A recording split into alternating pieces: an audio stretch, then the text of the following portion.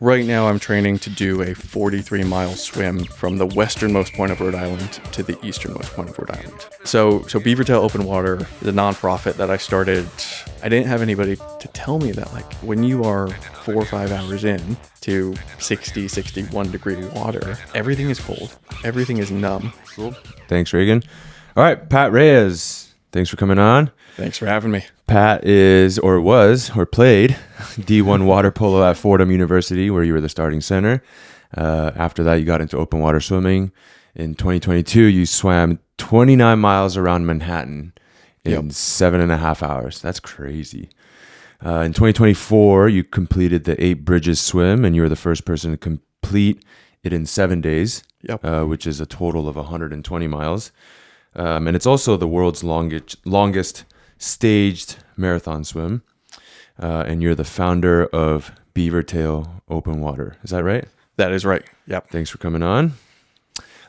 We have a tradition on this podcast where the guest of the previous episode leaves a question for the future guest, not knowing who it's going to be. Cool. So our previous guest asked, if you were the star of your own movie, what is the audience screaming at you right now? Ooh, that's a good question.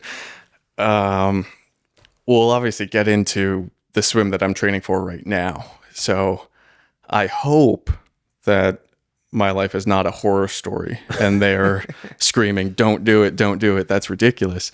They might be. I think the flip side of that is actually, I think they're probably screaming at me right now, like lock in for what you're doing, lock in for what you... Do you say that because you're not locked in right now? I say that because I think there's a lot of aspects to the swim that I'm preparing for right now that is very different from all the previous endeavors that I've done. Yeah. We should preface it by giving the context of what swim you're preparing for. Yep.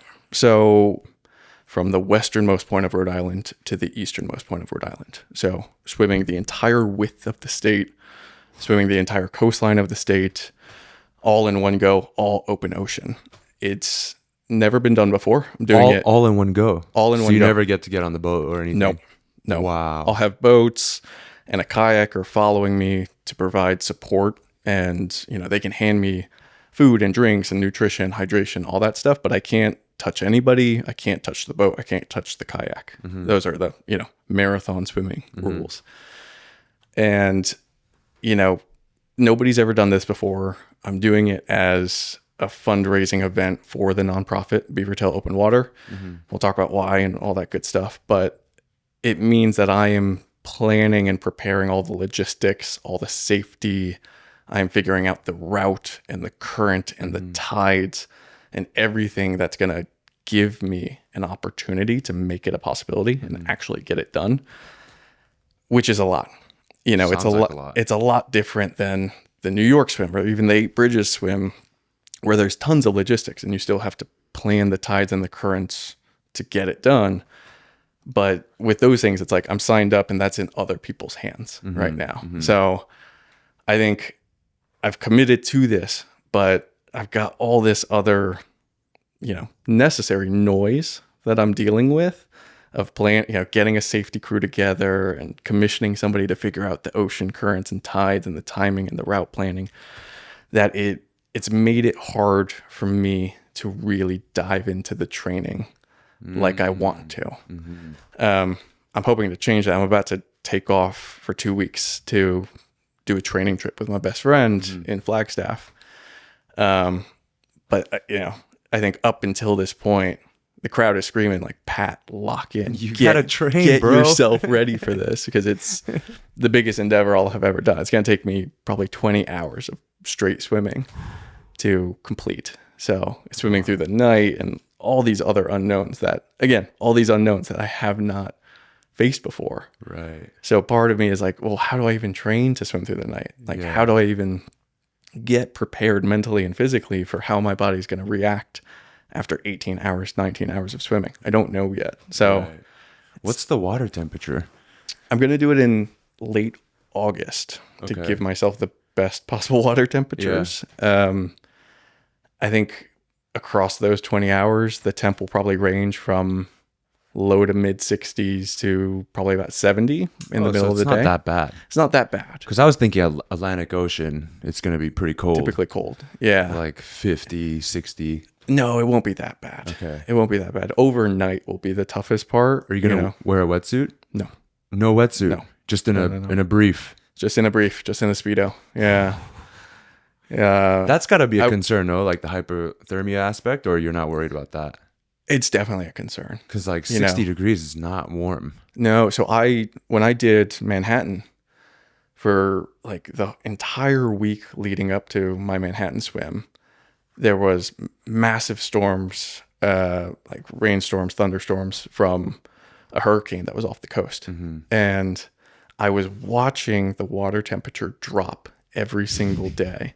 The like 10-year running average for the water temperature in the New York harbor for the day that I was supposed to swim was, I think, 68 degrees. I was like, that's fine, manageable, can handle that. Yeah. And I watched it day by day leading up when I was heading down to New York and everything. It was just dropping 1 degree, 2 degrees every single day. It got to the point where I was like, I can't keep clicking on this link to, see this temperature drop. And so I stopped looking at it for a couple days beforehand. And I remember I was on the boat about to jump in, and the observer asks the boat captain, "Oh, can I get a water temperature?" I was like, I don't want to hear this. And he goes, 61.1. I was like, oh, that's brutal. In a brief. Uh-huh. So my Manhattan swim was done at 61 degrees, 7.5 hours and 61. Were you cold? Yeah. The whole time? The whole time. Like you never got like, okay, I'm into it. I'm warm now. I never got warm. Like, and I had done some cold training swims. I've trained in 60 and below. And if I'm doing like a 1 hour or 2 hour swim where I'm like maybe doing a little bit of speed work, I'm going kind of fast, I can get warm in that temperature. But when you're taking off I did it in 7.5 hours, but I thought to myself, this could take 8 or 9. It takes some people 10, 11, 12. So I had no idea the real time that I was setting out for. So I held back from like, turning over too quickly and like trying to get my heart rate up. I stayed cold the whole time. Were you shivering the whole time? The shivers didn't come in until probably about 6 or 7 hours in. But I got really bad cold water cramps. My entire, like everything from my chest down after 5 hours was completely locked up. Even my toes, I was swimming like this. Yeah. Kicking. Wow. And then I was shivering a ton as soon as I got out. I can't imagine, because like I went spearfishing last Sunday in San Diego. The water was maybe 60, 61, something like that. And I had a wetsuit on. And it was a big wetsuit. Yeah. It doesn't fit me very well. And so water kept getting in. Sure. But like I still had a wetsuit on. And I was only in for maybe an hour, hour and a half. And I was trembling like uncontrollably for like 20 minutes after the fact. And I can't imagine just being in a brief for 7.5 hours. And even when you have a wetsuit on, the water's still getting in is like pins and needles on your face. Yeah. I remember when you do these swims, you have to obviously feed and take nutrition and everything. So for that swim, I was taking little gel blocks and stuff, but nobody told me. I don't have an open water swimming coach. Like everything that I've done in this realm has been self-coached, self-taught. I had to figure out everything for myself. I am very analytical, so I try to do as much research and prep before these events as possible. But I didn't have anybody to tell me that, like, when you are 4 or 5 hours in to 60, 61 degree water, everything is cold, everything is numb. You can't feel your mouth anymore. Right. So this might be a little bit gross, but I was like, trying to take these gels, but I was also trying to breathe as I was treading water. And I didn't feel like the nutrition just kind of slide out of my mouth. And I look down and it's just like, the gel is just like in the water. Yeah. And I'm like, shoot. But then we had to go again because I was starting to cramp, and I just, the best place I could be is just swimming to try and stay warm. So I got behind on my nutrition, and I think that helped the cramps be even worse. And was that your first long swim, the 29 mile? That was my first really long swim. How did you prepare for that? It was a mix of, open water swimming and pool swimming. Like I was living up in Rhode Island by this point in time. I'd moved up to Rhode Island the year prior from New York City. And so most of my swimming in the summer, most of my training gets done in the open water. I live about 5 minutes away from the beach. We have a really great open water swim community. So some of the longest swims that I had done leading up to the 29 miler was probably close to 14, 15 miles, but current neutral. So, I had done 5 hour, 6 hour swims. I knew on the day of, I was like, this is going to be the longest I'll have gone. It would, I'd be breaking my own personal PRs to do this, but it also wouldn't have made sense to do a 7 or an 8 or a 9 hour training swim ahead of time, just at risk of burnout or injury. Right. So, but I do a lot of like workout stacking. So what does that mean? It means that, I'll do a swim in the morning just to get the time volume in, like building an 8 hour work capacity. I don't want that to all be swimming because I want to protect my shoulders and again, not get overuse injuries. Yeah. So that could be, a 2 hour swim in the morning, 2 to 3 hours of cross training in the middle of the day, whether that's running, rowing, circuits in the gym, stuff like that.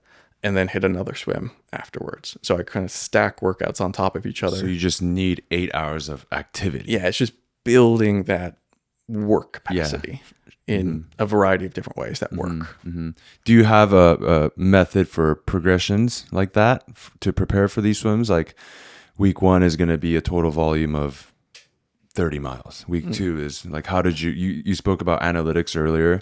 Yeah. What kind of metrics are you tracking or using to try to build up to these long swims? Yeah. So it is that sort of progression where the week to week itself can look, a little varied, especially as like work and life comes into play. But training for Manhattan, I did think about the progression of that one big day on the weekend, that one big, work capacity building day, progressing that day from 5 hours to 6 hours to 7 hours to 8 hours to 9 hours. What was interesting when I did 8 bridges, which is really different in a lot of ways because, in the New York swim, in the Manhattan swim, I was pretty beat up the next day. Like especially from all the cold water cramps. Yeah. Like I had a tough time walking after the Manhattan swim. And so it was one of these things where on the day of, I showed up and I gritted my teeth and I got through it. And stage swimming is really different because you need to be able to show up day after day after day after day. For 8 bridges, 7 days in a row of 120 miles ultra marathon swimming. Yeah, every single day. What is that, like 18? Let me calculate really quick. Yeah, 17 miles a day. Average about 17 miles a day. How many meters is that? That's like 17 times 1,600. I think it was close to 27K a day. Yeah, on average. Dang. So, it's 7 days. It was this thing where, you can't just show up and try and grit your teeth for 7 days. No, you've got to have some strategy. Work. So the progression for that swim was trying to build that back-to-back, capacity. So it started with, one big swim day and then, sort of a micro training block led into a big swim day followed by a big swim day. And then another micro block that led into 3 big days in a row, into 4. When you say this micro training block, what does that mean? That means just like all the stuff in between the really long swims. So like your shorter swims, 2 hours shorter swims, intervals in the pool, strength training, and all the progressions that I do in the gym, progressions that I have on the rower and other things as well. To lead back to, okay, now we're at, the 5th block in. So I've got to go 5 big swim days in a row, sort of 25K day, followed by a 15K day, followed by a 20K day, followed by, and most of that being done in the open water as well. So yeah, it's like thinking about different types of progressions for these different types of events. And I'm currently crafting what that looks like for, the 43 miler, the Ocean State Swim, as we're calling it, and sort of what that progression needs to look like. Because can you share what you're building right now, that progression up to the 43 miler? Or Yeah, I mean, there's a lot of similarities to any of the other big swims that I've built up to, but then there are these other factors that I need to think about and consider in the progression as well, like the fact that I'm going to be swimming through the night. And so part of the progression that I'm going to do for this, it's like, yes, obviously building, hours and hours of work capacity, the majority of that being swim related, but it also being at night, it also being under certain levels of sleep deprivation conditions, right? Because I'm going to obviously be awake for 20 hours, 20 hours plus. And 20 hours is the hopeful. This could take close to 24 hours if the tides and the currents change on me in ways that we don't expect. So I'm working through sort of what that progression looks like. I say working through because I have an idea of how it should, but again, life and work and other things are going to get involved as I plan my training schedule. Do you think you could do this tomorrow? No. So I asked that because Sid, my brother, who you just met, he signed up for a 105-kilometer walk in Tokyo. And he was asking me about the training and preparation for it. And I kind of just stared at him like, don't train for it. Just go. Just cold turkey it. Just do it. And one of the things I told him was like, hey, if someone had a gun to your head and told you have to walk 105 kilometers right now, would you be able to do it? He was like, yeah, I guess so. And then I was like, yeah, you don't need to train then. just go do it. He ended up doing it, but he ended up in crutches for like 2 weeks or a week. I can't remember because his ankles were so swollen. But that's why I asked, like, I wonder if someone had a gun in my head or my family's head and told me that I had to do, 43 miles. I wonder if I could do it without any training. Life and death might situation change my answer a little bit. Right? I think in life or death, I think I have enough experience with long swims that maybe I could. You probably I don't could. think it would go well. Yeah, I'd probably just get killed. Yeah. Well, it's also a matter of, I think part of it is trying to understand if this route is even possible too. Because people have done it before. No, nobody's ever done this route. I created this route myself. Wow. So part of it is like trying to figure out, can this even be done? Somebody had to swim the English Channel the first time. Somebody had to swim around Manhattan the first time. Yeah. And for me, I'm going to figure out if this is possible. How long is the English Channel? 23 miles. Okay. What's the longest swim ever recorded? I don't know. I think people have gotten into the sort of 70, 80 mile territory. In one go. Yeah. I know somebody has done a 4-way crossing of the English Channel. So that adds up to almost 100 miles, which is nuts. I mean, in the grand scheme of open water swimming, ultra marathonists, my swim's big, but it's not massive compared to some of the feats that have been done. People who have swum for 48 hours straight rather than 24 hours straight. What are the biggest challenges with this swim? Is it the current? I think it's navigating the tides and the currents because the Rhode Island coastline has the Narragansett Bay, which cuts it right in half. And if we don't time it appropriately, one of two things could happen. I could either get sucked into the Narragansett Bay by a flood current going in, or I could get spat out to sea by an ebb current coming out. A flood current coming out, ebb current going in. So part of it is really heavily reliant on, can we get the tides and the currents right so that I can actually cross this massive bay? There's probably that the bay itself is probably 20 kilometers across. And I have to go across the mouth of it. So part of it is, can we time it right? Can we take the best possible route? So you know what time you need to start. I do. You have like certain checkpoints that you have to hit. Yes. At a certain time, or else you'll miss the tide. And I also know the places where we're going to be swimming against the tide. And there's a good chance I'm just going to be swimming in the same spot for upwards of a few hours before the tide changes and I can That's keep so going. frustrating. Yeah. Just so you don't lose your place, right? Yeah, exactly. Like you just have to keep working and wait for the tides to change. um, you know, and it's funny because a lot of people ask me about the 8 bridges swim, like, oh, things that you learn, things that you take away. And I think that the go-to that I always have is I learned some real patience in that swim because, you swim from one bridge to the next each day. These bridges are massive. The George Washington Bridge in New York, the Verrazano Bridge across Staten Island, huge. You see them from miles and miles and miles away. So imagine running a marathon in a straight line and there's just a massive flagpole that that is where I have to get to. And it's not getting any bigger. For hours, it does not get any bigger. And you just have to keep on looking at it. Yeah. And it, when you're swimming for that long as well, and, you don't have good visibility when you swim, it gets all distorted. There would be times where I would look up at the bridge. I would go, okay, it doesn't look that far away. And I'd put my head down. I'd count 1,000 strokes out in my head because not a lot else to think about. Are you sighting while you're doing this, or you just put your head down?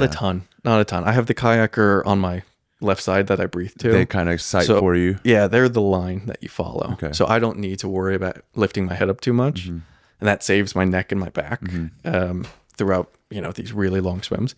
But you also want to see where you're going. And you want to take in the experience and your surroundings while you're doing all of this. And I do want to look at the bridge and know that I'm hopefully getting closer to it. But yeah, I would look at it. I'd put my head down for 1,000 strokes. I would look up again and it would look further away than it did the last time. God. And it was just my mind, 6 hours, 7 hours into a swim. It's just my mind playing tricks on me. Yeah. So there's this beaver tail swim. The route is 43 miles. The route is 43 but miles. It's a great likelihood that you're going to swim 45, way greater. 46, I would imagine. If you're staying in the same spot, you're not going to always swim straight. You kind of, go around the long way sometimes. Yeah, and 43 miles is what it will officially be ratified as. And the ratification process takes the shortest possible distance. Right. Along, the coastline. So our route is at minimum going to be probably 45 miles. So you got to imagine you're training for a 50 miler. Pretty much. Yeah. Dang. What are the biggest misconceptions people get while training for ultra swims? That's a really good question.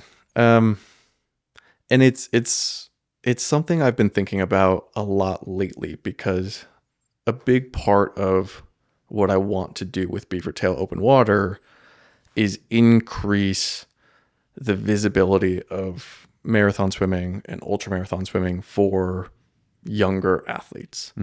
Because wait, we should explain what Beaver Tail Open Water is. It's sure. It's the nonprofit that you found. Yeah. So Beaver Tail Open Water is a nonprofit that I started about 4 years ago. So I took over a swim in Rhode Island. It's an 11-kilometer swim. It's called the Around Beaver Tail Swim, and it goes around Beaver Tail State Park. It's almost a full circumnavigation of the island, but just not quite. And when is this happening? That happens every August. So our date for that is August 6th. It's 11 kilometers.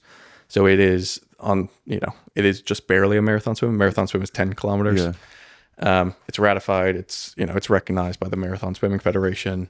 So I took it over from the original founder of the swim. When I did that, I created a nonprofit because I wanted to professionalize the swim and have a host entity that put it on and could have relationships with vendors and the safety boats and all of that type of stuff, ultimately bring down costs. But then I wanted to sort of do something good and, sort of pursue some personal passions and interests on the marine science and marine conservation side of things. So we use all net proceeds and fundraising from the swim to award science and research grants to local scientists, local researchers for projects of marine conservation. And for me, that sort of, nonprofit business model was really interesting because it's an 11-kilometer swim. It's a pretty tough course logistically. Even this course, because you have to kind of change directions in the bay. You have to time the tides really well. So, it's never going to be a swim that has hundreds and hundreds of people doing it. Mm-hmm. It's never going to be a mass event. It's always going to be a smaller cohort of, somewhat tough, somewhat stubborn swimmers that, want to take it on, which means, for better or for worse, we're never going to raise, hundreds of thousands of dollars like, the New York Marathon or any, really mass, attendance event would. And you never know. You never know. I mean, the goal right now is to grow it. Right. But I thought to myself, raising a whole bunch of money and then giving it to an amazing organization like the Red Cross or whoever, if we're raising $10, $15, $20,000 in any given year with the swimmers that we have, that feels like a very small drop in the bucket for, again, a fantastic institution, but an institution that raises $1 billion in the grand scheme. Year. It's a drop in the bucket. Yeah. And, I think the impact that you can have when you give out, direct local grants, is much bigger. Mm-hmm. When you are a marine science PhD student, for example, getting grant funding is huge. Mm-hmm. It's huge for your ability to do research, to do projects, to ultimately write your dissertation, to get published, mm-hmm. to ultimately graduate with your PhD. And I also wanted to have this connectivity aspect for all of our participants, mm-hmm. to, sort of, whether it's of interest to them or not, sort of give them that tangibility of where their fundraising actually goes. Right. What that impact that they're having actually is. So if you think about any one of our swimmers, right, they're training for a marathon swim, a swim that takes on average 3.5 to 5 hours for most of these swimmers. They put a ton of work in for months and months leading up. They come do the swim, knock on wood, hopefully have a good day, successfully complete the course, have all that satisfaction of, hey, I just swam a marathon, mm-hmm. Maybe have a little bit of that sort of come down after the event, maybe start, if they don't have any other events lined up, kind of the joy of it sort of wanes off. And then a couple months later, they get an email from Pat, race director. Hey, thanks so much for coming to our swim. Remember how fun that was. Mm-hmm. Remember how great it was. Congrats again. By the way, this is where the money's gone.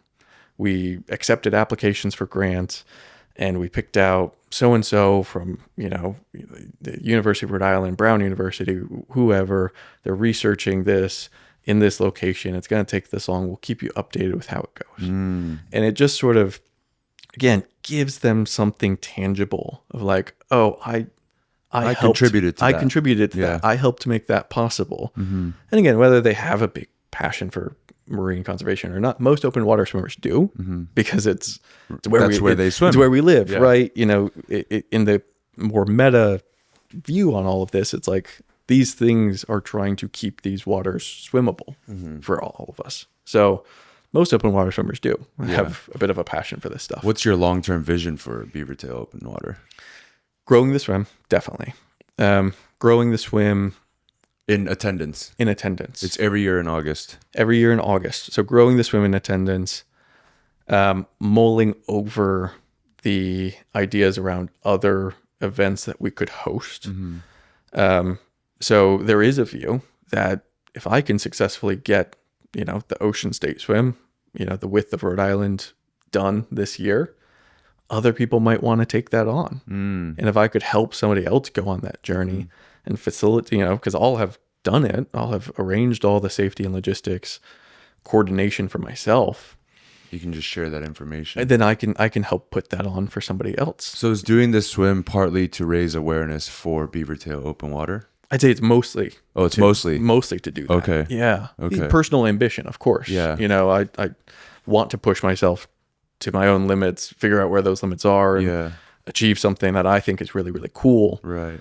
But the whole goal is to, bring some awareness to the organization and maybe inspire in a little bit. I think for a lot of people, especially again, younger, adults, in their 20s, or maybe early 30s who maybe they swam in college, maybe they played water polo in college like me, and they graduated, and what is a 10 plus year pursuit of, hey, my whole life is about becoming a college athlete, playing my sport, at the highest levels. Not all of us will go pro, obviously. So upon graduation, like that's the end, of really competitive athletics for a lot of people. And that transition's so hard for That a lot of transition is people. so hard. It was really tough for me. Same. I spent a couple years out of the water. I was living in New York, like access to pools and stuff was really tricky. I was lifting and doing other stuff, but I felt like a part of me was missing. Until you feel like a part of you died. A little bit. Like I didn't feel like my routine was there. Right. Your purpose is stripped away from you. I felt more scattered. Yeah. Us as swimmers, like we're heads down, unplugged when we're in the water, and that like mind clearing time of the day is really important to us. I've learned that firsthand, but I know a lot of other people go through that, post grad come down of like, who even am I? Right. Right. It's tricky. And so I want to increase visibility of open water swimming to former athletes who, aren't going to keep pursuing, short course swimming or, water polo at really high levels, but still want to find something for themselves. And one of the things that I've noticed in my own journey, but also as I talk to other people about this, is I think open water swimming feels a lot more daunting than other things. I think, the idea of an 11-kilometer swim feels really daunting, really aggressive to a lot of people. I make the joke all the time that I feel like we lose a lot of swimmers to the land because marathon running has obviously taken off and become, so popular, so trendy in the past couple of years. I've watched a lot of, former swimmers, former water polo players become runners. And like, obviously I support every form of fitness and wellness and, all that and health. But it's like, I wish that open water swimming was on the same growth curve, but it's just not. Yeah. The barrier to entry is a little bit higher for open water. Tons of barriers to entry. Because one, you got to know how to swim. Two, people have a fear of open water. That too. I know a lot of people who are scared of sharks and scared of sea creatures, and they don't like like my wife. She hates the ocean because she can't see the bottom. Yeah. I mean, it's it can be eerie. Yeah, it can be especially in the Atlantic. That's a dark ocean. You do not see in front of you. You cannot see your hand in front of you when you're swimming. I did the Huntington Beach pier swim where you swim around the pier. Yep. I did it in 9.5 minutes, I think. I won my age group, by the way. Nice. There you go. But when you turn the corner of the beach, the pier, there's a shadow from the pier and it gets really dark and really cold. And I didn't know that when I was doing it, but I got really scared as I was turning the corner. And I remember sprinting that corner because I was so scared of it. But yeah, there's something very eerie about like swimming in the dark and not knowing what's right under you. I've had a couple moments where I'm like, something feels off. Like, I think you start to develop a little bit of a sixth sense. And I've noticed this in moving up to Rhode Island. There's a really healthy open water swim group. Like on a Sunday in the summer, we'll get 75 to 100 people out there. Wow. Going out into the ocean of all levels. The sort of elite guys will go for 4 or 5 miles. Some people a little bit more casual, maybe 1 mile, maybe less than a mile. But we got a really good group. A lot of them are, sort of long weathered triathletes, open water swimmers and stuff. And, a lot of them have lived in, by the ocean, are very sort of nautical in their ways. And I know this one guy who he'll pause in the open water. He'll be like, something doesn't feel right. It's quiet. It's still, and he'll go, there's sharks. We gotta go in. It's like he will not have seen any sharks, but he just has a feeling that it gets, and I've felt it too. Like it gets quiet. It shark feels senses. a little eerie. Are there sharks out there in the Atlantic? Yep. What kind? We've gotten some thresher sharks near our beach in particular, but there's there's white sharks out there. Yeah. Are you going to have to deal with that in your 42 miler? We're going to keep an eye on it. There's a lot of sort of resources around tag sharks and tracking and whatnot. The nice part is they sort of skip over Rhode Island for the most part, or at least I tell myself that they do, because they hang out sort of near Cape Cod up in Massachusetts, and then they, sort of their migration pattern just kind of bypasses Rhode Island a decent amount. If I'm getting that wrong, nobody reach out and correct me, please. But for the most part, that's sort of what I've seen from the shark tracking maps and whatnot. But it's something we need to think about, and it's something that we need to have a plan for. Of what do we do if a shark does come if out? We see a shark, if we have a shark encounter? How do we mitigate that risk? You're supposed to like punch it in the nose, right? I mean, if I even get a chance to see it, right, that's what I would do. I think because it's just going to bite you in the leg from behind. The hope would be that we, identify that the shark is out there well in advance of it getting close to me. But for that, you have to have, the right resources. Yeah. And, the right observation. I heard John Williams' Jaws theme songs. It comes out when they're nearby. I hope it does. It'd be nice if it does. Sorry, stupid dad joke. How much strain training are you doing for this?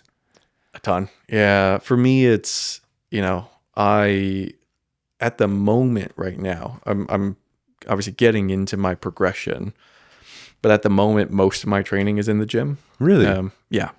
Yeah. That's why the audience is screaming at you. Hey, you need to start training. You need to start. You're doing a 42 miler and you're bench pressing. It's very true. It's very true. But I think about like my GPP phase for any build is heavily focused on actually building speed, building power, building strength around ligaments and joints. Because, I think about what can go wrong in 43 miles. And I don't think it's going to be a willpower thing. I've sort of proven that out enough that I'm too stubborn to get pulled. So it really comes down to, things that they could call me out for, which is, weather events, sharks, hypothermia, which they'll do testing on me mid swim if they think that I'm getting cold. How do they check your body temp? So they can't check body temp, but when I did my Manhattan swim, at about 6 hours in, they could tell I was getting cold. And I voiced some concerns just out of self-preservation to be like, guys, I'm getting cold, especially every time that I stop. And quick, funny side story, I was coming around the bottom of Manhattan where the Staten Island ferry leaves from. And they stopped me and they're like, Pat, chill. And I was like, what? I'm like, I'm cold. I want to keep swimming. It's the only thing that's keeping me warm. They're like, we have to just stay for a couple minutes while the Staten Island ferry goes by. I was like, I don't get preferential right of way to the Staten Island ferry. They're like, no, you do not. And so I started swimming up the Hudson River at that point, just against the current. I wasn't going anywhere, but just I was like, this is better than just treading water and getting cold. But I think that's what really sort of let the cold sit in. So the observer on the boat who was ratifying my swim, he did a quick check on me before we got going again. He did a dexterity check. So he had me put my hands up, had me touch every finger with my thumb just to make sure that, my dexterity was good. Still had sort of, the right mobility. You don't need that to swim. And then my fingers were cramping up by the you could everything was cramping up. And then out of the blue, this was hilarious because out of the blue he goes, spell flamingo. And so he was checking my cognition, to make sure I wasn't, losing my mind from the cold. But I was so confused because I did not know that this was a test that I would have to be doing. Yeah. And so I panicked really quickly. I was like, F-L-A-M. And then I kind of lost my train of thought. And I was like, wait, why am I spelling flamingo? And my girlfriend was on the boat being like, keep going. I was like, she was like, N-G. Oh, and I just started swimming. But we'll probably have some slightly more sophisticated cognition tests, dexterity tests for this swim, just to make sure, I'm staying warm enough to keep going, because the cold, when it comes on quickly. So what is, when you said earlier, when you said from the strength training perspective, you're doing things to strengthen around your joints and ligaments, like what kinds of things are you doing? Yeah, it's everything from sort of small mobility stuff. I spend a lot of time in each gym session sort of warming up and doing mobility, internal rotation, external rotation, all the little nitty-gritty stuff. Yeah, tons of shoulder, tons of band work. But then I do a decent amount of, sort of complex movements, compound lifts. So what are the big ones that you use? I've always enjoyed Olympic lifting. I'll squat occasionally, but I think if I've gleaned anything from watching some of your content, I'm more of a hex bar deadlift fan myself. I'll bench here and there. Normally sort of close grip pause benching rather than anything too wide. But if I sort of keep eyes on any metrics, the big test that I like to make sure that I haven't lost too much power from is a power clean from the ground into a push press. So, really? Yeah. You feel like that helps? I feel like that helps. And keeping it all in sort of one fluid motion. So, from the power clean catch going straight into the push press. And I like that because it keeps you really honest on your power clean catch. Yeah.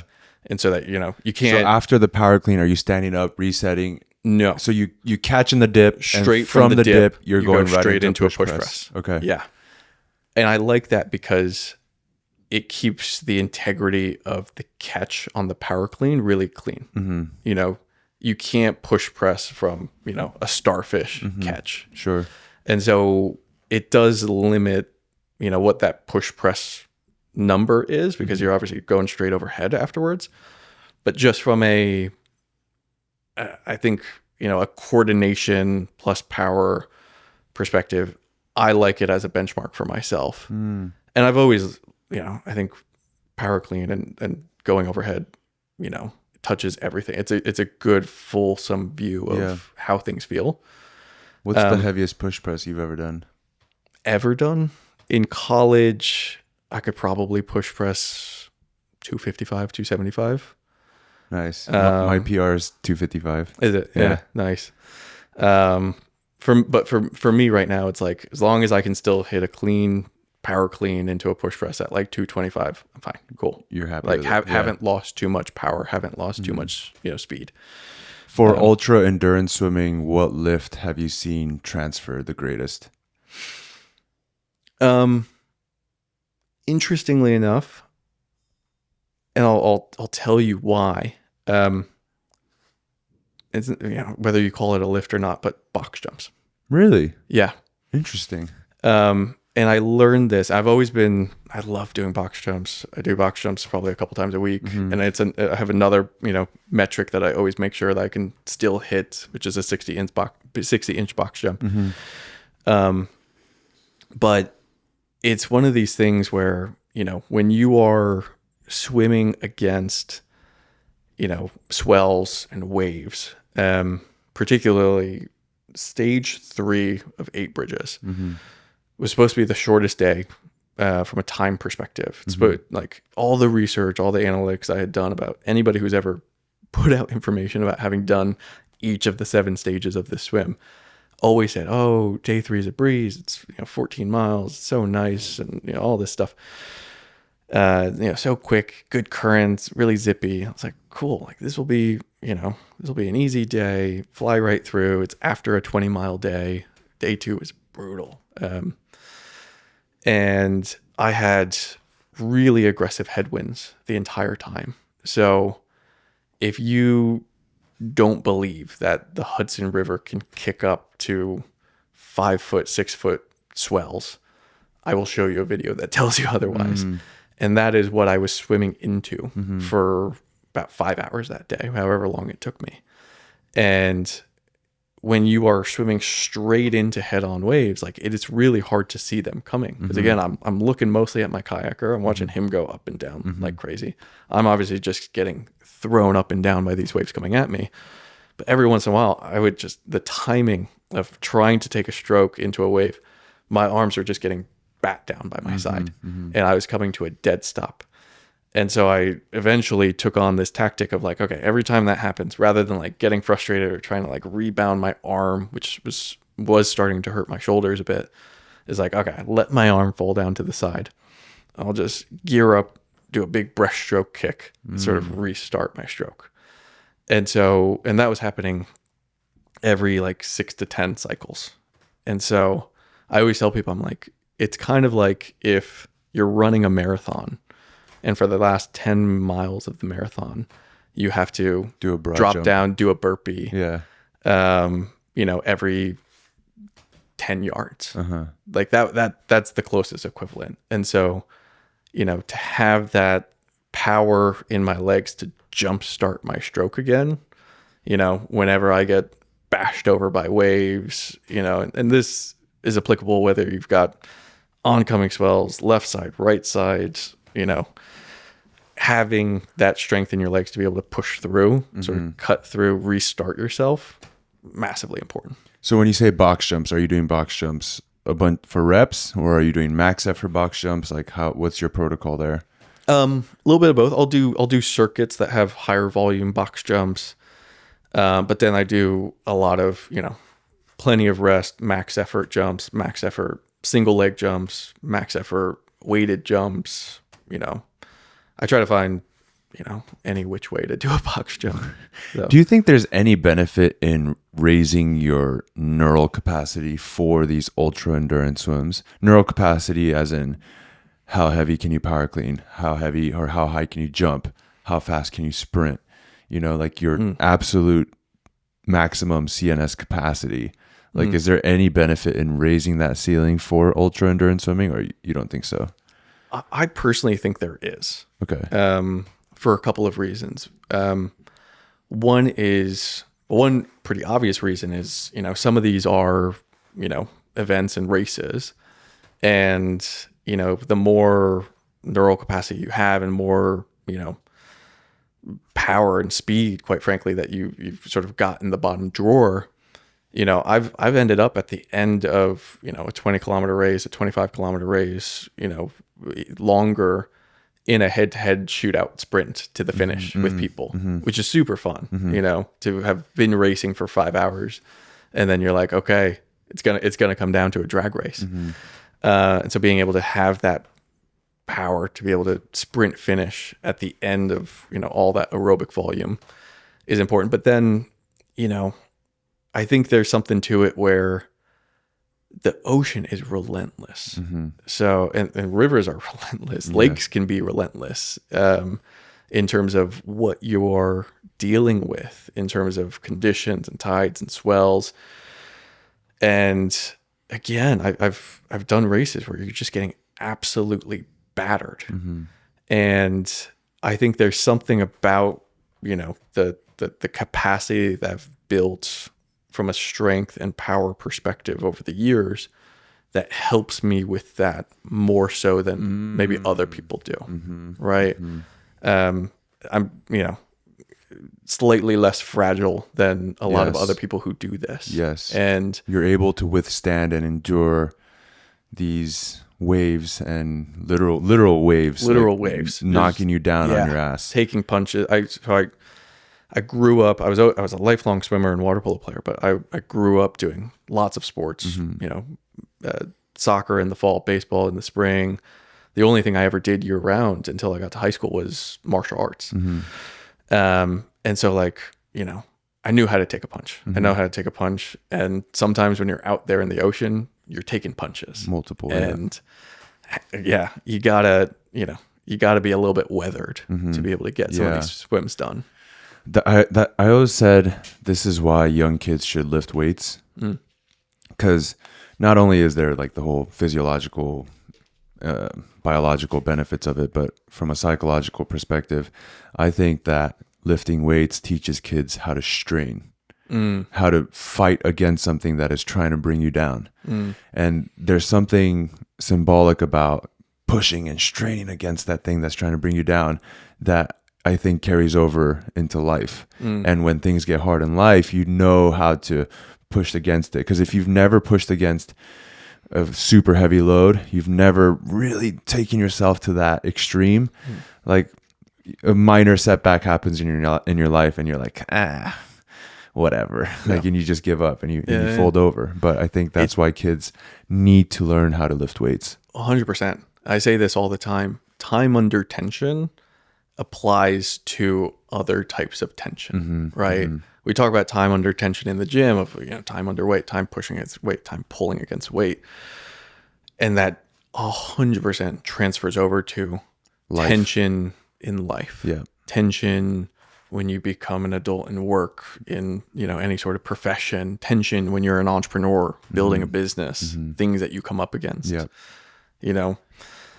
It's definitely applicable. Yeah, you just said you watched the gym build vlog. I did. Yeah, that was awesome. So it was like 15 months of just getting punched in the face by the city of Brea for like permitting stuff, just over every day, just getting punched in the face. And I think a lot about that experience, about how I started lifting weights when I was like 14, 15 years old.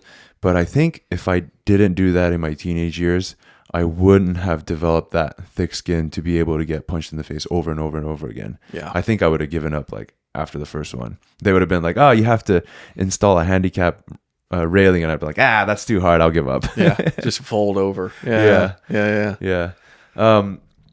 From the training perspective, are you doing a lot of zone training where you're like trying to spend, 4 hours in zone 2 and then an hour in zone 3, or is it pretty random?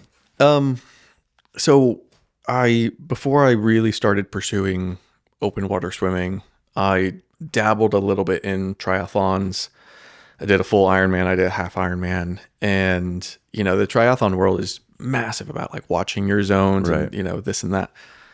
And for me, it was just a little bit too much data. And it's funny because my best friend, who I'm staying with right now, and we're about to go on a 2-week training trip in Flagstaff, he's training for an ultramarathon run. And he is very, very data driven. And so he, knows what zones he's in all the time, his HRV, all that stuff, lactate, this and that. And I think I personally have always been more of a go on feel type of person. So I think about the zone, like the training zones that I'm in, less from a heart rate perspective and probably more from an RPE perspective. Because that tells me a lot more about what I'm putting into the workout, what I'm getting out of it, rather than... What RPE are you trying to spend most of your time in?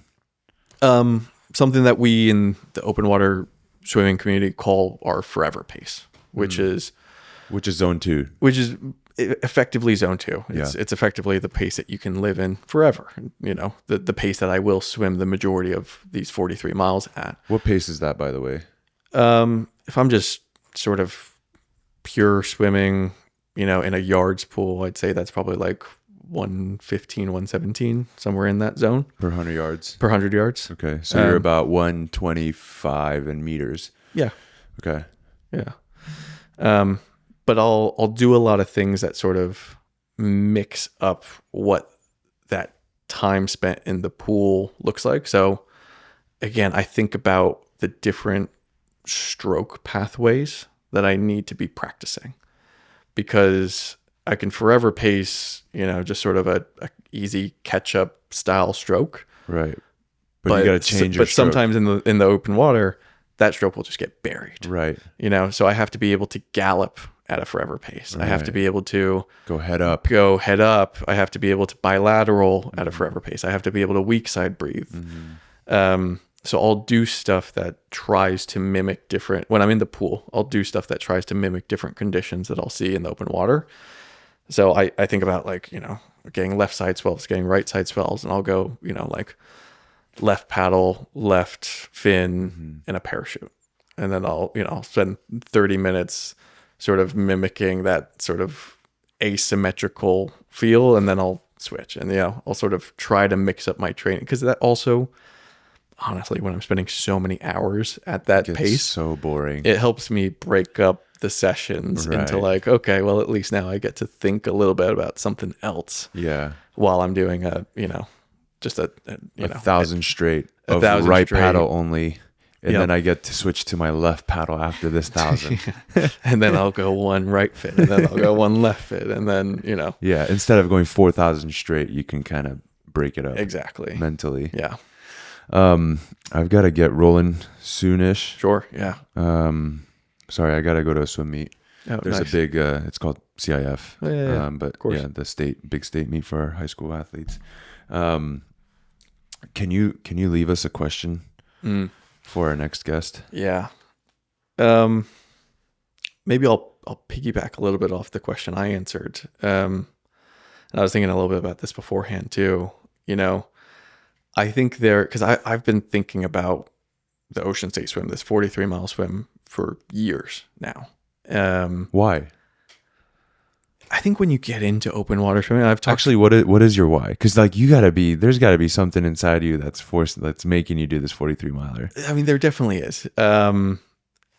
You ask if depending on how many open water swimmers you come across, you can ask a lot of them, like, how do you think about the swims that you want to do? And I end up spending a lot of my free time like looking at maps and places that I'm going to be visiting or places that I'm going to, or just obviously I've looked at Rhode Island a million times over, and I've looked at every island and thought, could you swim around it? Could you swim back to the mainland? Can you swim across this, that? And you just start envisioning like, okay, what could be fun and what could be possible. And so for about 3 years now, when I realized that the westernmost point of the state and the easternmost point of the state are the two ends of the coastline, I thought to myself that's there's something a little bit poetic about that. There's something pretty perfect about that. And I thought maybe one day. Yeah. That was 3 years ago. Yeah. And then it just festered in my head. I was like, I started looking into the current, started drawing it out, being like, could it be done? And then you just let it expand and let it keep festering in your mind. And so part of it is, it festered enough where I got to the point where there's nothing left to do but to try and do it. There's no more thought that I can put into it that is going to tell me if it's any more doable or not than I have already thought through. Yeah. We're at the final stage where it's just like, you just got to get take in action and give it a go. Yeah. Nothing. Yeah. Only one way to find out at this point. So that's sort of where it comes from. But I have that thought about, many islands, many point to points.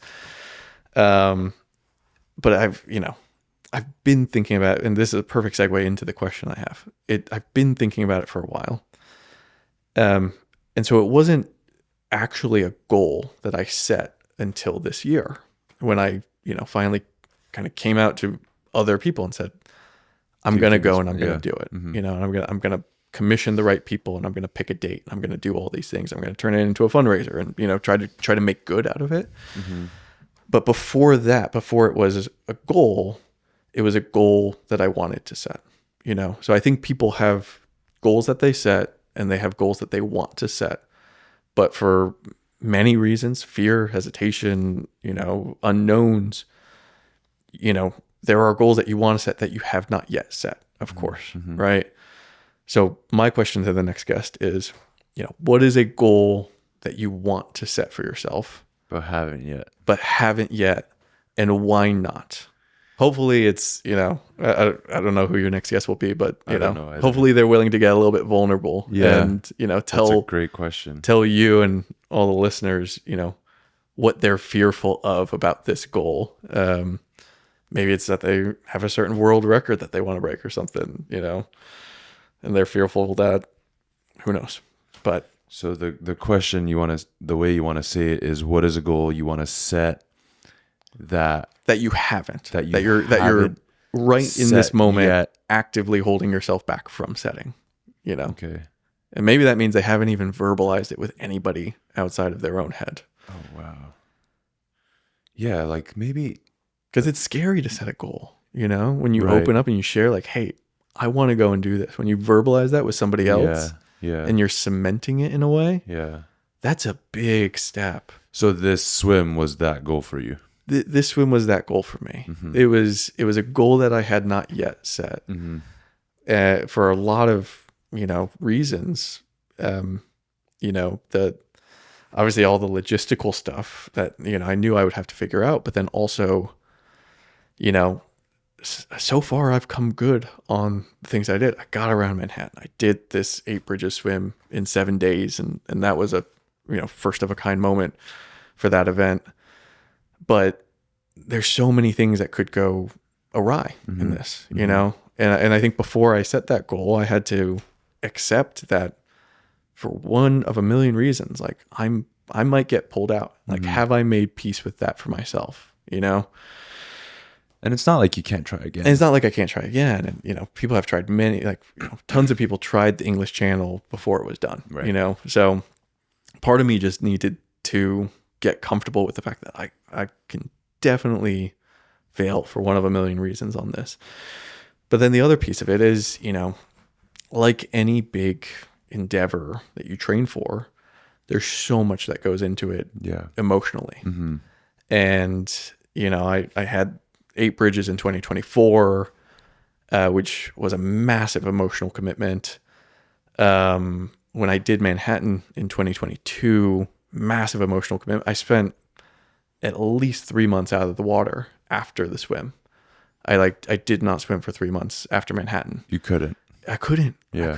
I could, like, it took so much out of me emotionally that I found it really hard. I went back into the gym and I was like, I'm going to really work on my front squat. And I'm going to push press. you know, like set those types of goals. I don't think I got beat down as emotionally after 8 bridges. I actually came back into swimming pretty quickly, but then went the complete flip flop and was like, I want to swim a 21:50 freestyle yards for the first time in like 10 years. Did you do it? I did. Yeah. Nice. Yeah. So that Nice. I was like, it was a good, You're on both ends of the spectrum. it was a really good change of pace, from like, you know, swimming day after day, 18 miles a day to like, let's try and go fast again, fast-ish, you know, fast for a 31-year-old wash up. No, 21 is great for someone training to swim 43 miles. I like to think so. Yeah, the range is pretty good there. Yeah. Yeah. I don't think there's many people that can probably do both. No, not a lot. Where can people sign up for this, the Beavertail? Yeah. So beavertailopenwater.org. Okay. We are Beavertail Open Water on Instagram. We got the link in the bio and everything. Updates on both the Beavertail swim, my swim, and potentially other events that we're going to be doing all through the Instagram. Okay. Everything will be on the Instagram. Yep. On there. Okay. Yep. Anything else that we can plug for you? No, look, you know, at the end of the day, again, it's a fundraiser. It's a nonprofit. It's all for a good reason. So, you know, the link's there in Instagram, but, you know, anybody feeling generous, obviously, massively appreciate. Sign up. Yeah. So if you have a goal that you haven't set yet, and that goal is to swim 11 kilometers in Rhode Island, check out, what is it? Beavertailopenwater.org. Beavertailopenwater.org. Yep. Awesome. Thanks, Pat. Thanks for being on. Thanks, Sean. Appreciate it. Bye, everyone.